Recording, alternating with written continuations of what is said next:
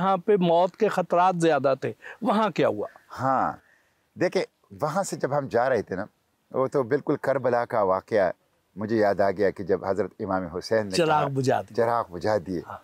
बिल्कुल वही मंज़र था।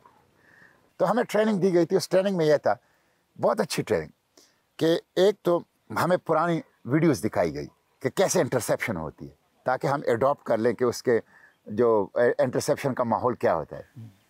पहले क्वाडकॉप्टर आते हैं, हेक्साकॉप्टर आते हैं, हेलीकॉप्टर आते हैं, ड्रोन आते हैं, फिर दूर दूर इसराइली कमांडोज़ की किश्तियाँ और जहाज़ वो नज़र आने शुरू हो जाते हैं। फिर एक समंदर में इन्होंने एक लाइन ड्रा की है, ग्लोबल समुद्र फ्लोटिला वाले ने, उसको ऑरेंज लाइन कहते हैं। वो ऑरेंज लाइन ये है कि उसके बाद फिर ख़त्म ही है कि आपको यानी आपने गज़ा पहुँचना है या आपने इंटरसेप्ट होना है। तो वो ऑरेंज लाइन भी करीब आ रही थी। तो ये चीज़ें फिर उसके बाद जो हैं वो ये है कि हमें वीडियो दिखाई गई कि किस तरह उन्होंने इंटरसेप्ट किया, हमले किए, लोगों को गिरफ़्तार किया।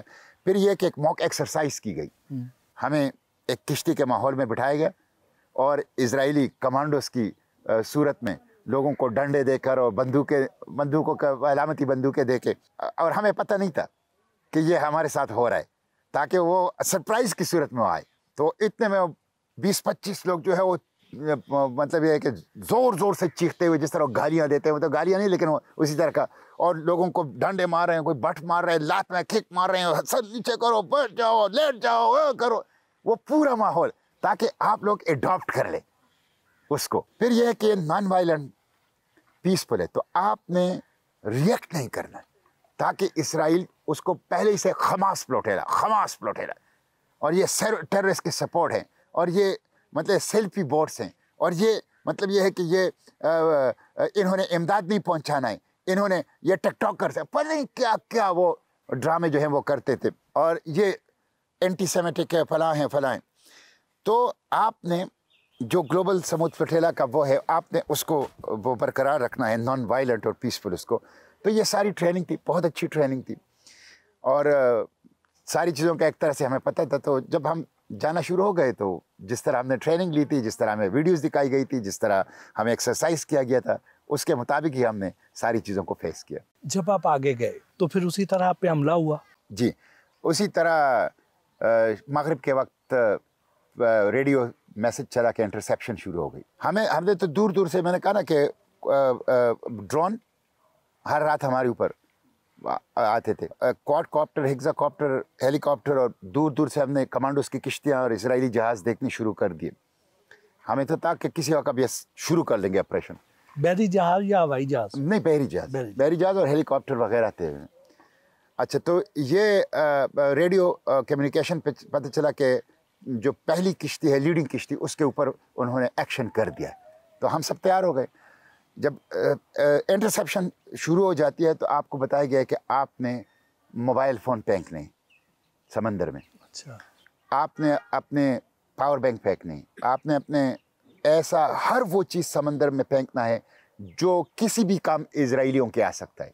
ऐसी कोई चीज़ उनके हाथ ना लगे जिससे वो कोई फ़ायदा उठा सके, भले वो कपड़े ही क्यों ना हो, भले वो पानी की एक बोतल ही क्यों। पानी भी हमने समंदर में फेंक दिया, खुराक की जो हमारे साथ थोड़ा बहुत था वो भी समंदर में फेंक दिया, कि कोई चीज़ हमें इनसे कोई काम की ये हमसे ना ले। हम सिर्फ एक सूट जीन्स पहनी थी, जीन्स पहने इसलिए कि जीन्स जो है वो मैली नहीं होती, उसमें आप रख सकते हैं। बाकी हमने सारा वो प्रोसेस शुरू कर दिया जिस तरह होता है। फिर हम देख रहे थे इधर उधर इजरायली कमांडोज हमारे सामने, हमारे पीछे, हमारे आगे से मुख्तलिफ किश्तियों पे हमलावर हो रहे थे। हम जा रहे थे, अब उनसे बिल्कुल जिसको कहते हैं इग्नोर करके, नज़रअंदाज करके गज़ा की तरफ जा रहे थे। और आप अंदाज़ा कर लें कि इस इंटरसेप्शन में 12-13 घंटे था, हम 12-13 घंटे गज़ा की तरफ चलते रहे। सेकेंड लास्ट बोट थी हमारी जो इंटरसेप्शन की बात, पूरी नेवी को उन्होंने डिप्लॉय किया था। इंतहाई प्रोफेशनली नाअहल हैं।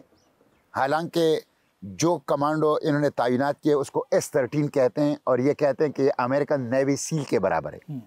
लेकिन 13 घंटे उनको 50 किश्तियों को काबू करने में लगे, जो कि सिविलियन थे, जो कि ऐलान कर चुके थे कि हम पीसफुल हैं, नॉन वायलेंट हैं, और हमें बताया गया था कि जब आपको कहा जाए कि इंजन बंद करो तो आपने इंजन बंद करना है, जब आपको कहा जाए कि हाथ उठा लो तो आपने हाथ उठाना है। मैंने कहा मेरे हाथ तो नहीं उठाने, मैंने हाथ ऐसे कर लिए ताकि उनको नजर, डरते बहुत ज़्यादा, ताकि उनको नजर आए कि इनके हाथ आ रही है। मैं ऐसे नहीं करूँगा, मैंने ऐसे किए थे। तो वो आखिरी तस्वीर भी जो मेरी आ गई है कि जब इंटरसेप्शन शुरू हो गई है तो वीडियो जो मेरी किश्ती में बैठा हूँ तो उसमें भी मैं ऐसे बैठा हूँ, मैंने अपने हाथ ऐसे आगे कर लिए। तो वो 12-13 घंटे उनको लगे। तो हमारी आखिरी किश्ती तो इंटरसेप्ट होगी। तो ऐसे ही तकरीबन 2 एकड़ के बराबर एक 3 मंजिला समंदरी जहाज़ हमारे ऊपर लगा दिया गया और 12 मीटर की किश्ती थी।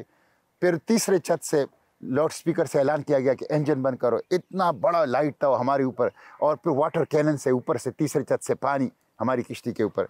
हमने इंजन बंद कर लिए, हाथ उठा लो, हमने हाथ उठा लिए, मैंने तो आगे कर लिया, और लाइट हमारे ऊपर थी। ये फजर की अजानों से पहले का वक्त है।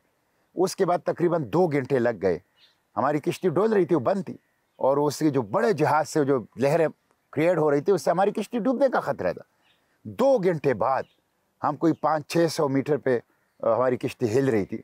ये एक बड़ा इस बड़े जहाज से किश्ती निकली जिसमें 10-12 कमांडोज बैठे थे, हमारी तरफ आ गए और वो हमारी किश्ती के ऊपर उन्हें छलांग लगा दी।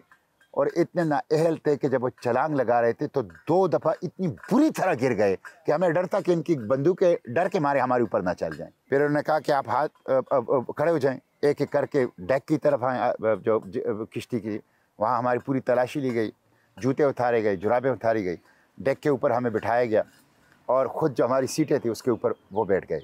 और फिर उनको किश्ती चलाना नहीं आता था। फिर कहे कौन है कैप्टन? तो कैप्टन ने कहा मैं हूँ, टर्किश था। उन्होंने कहा आके चलाओ। उसने जाके चला दिया और आके वापस अपनी जगह पे बैठ गया, वो चलाने लग गए। वो किश्ती के अंदर पहले से ख़राबी थी, ज़ाहिर है 12 मीटर की किश्ती थी और 20 दिन और 20 रातों से सफ़र में था, उसको तो बड़ी हिकमत से चला रहा था। तो वो अनाड़ीपन की वजह से उन्होंने उसकी बैटरियाँ फेल कर दी, बंद हो गई। कहते हैं क्या हो गया? हमने कहा आपने ख़राब कर दी, कैप्टन ने उससे कहा।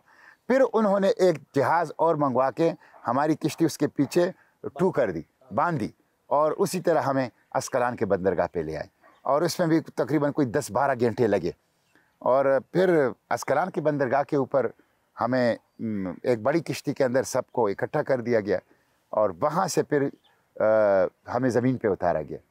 तो ज़मीन पे उतारने के लिए तौहीनामेज़ सलूक किया गया। मतलब ये जिस तरह आपने ग्वांटानामो के कैदी देखे होंगे, 2 फौजी जो हैं एक साइड से दूसरी साइड से आपके बगलों में हाथ डालते हैं, आपकी गर्दन को नीचे दबाते हैं, आपके हाथ पीछे बांध देते हैं और आपको झुका के आपको ले जाते थे खुले मैदान में, आपको उल्टा लिटा देते थे।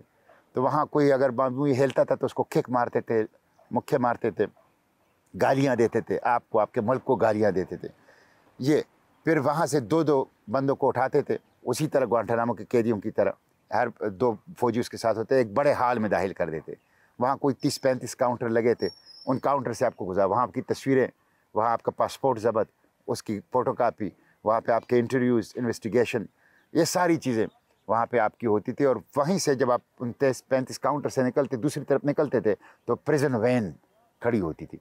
उस प्रिजन वैन में जिस तरह हाईएस्ट की सीट होती है 3 बंदों की, उस पर 3-3 बंदे बैठे, लेकिन आगे भी दीवार, छत तक, पीछे भी दीवार, साइडों से। तो जब आप उसमें बैठ जाते तो आपको कुछ पता नहीं चलता कि दिन है या रात है और बाहर क्या चल रहा है। तो उसी में बैठा के हम तो इतने थके हुए थे और इतने ज़्यादा, मतलब कोई 35-40 घंटे से हमने कुछ खाया पिया नहीं था और बहुत बड़ी थकावट थी। तो हम तो सो गए, हमें कुछ पता नहीं चला कि हमें कहाँ ले जा रहे हैं।